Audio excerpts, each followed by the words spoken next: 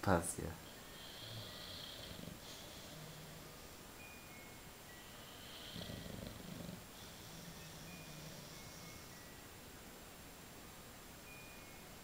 Ich wurde als Baby geboren.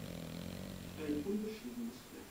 Im Glauben, mein Schicksal selbst bestimmen zu können. Dann blieb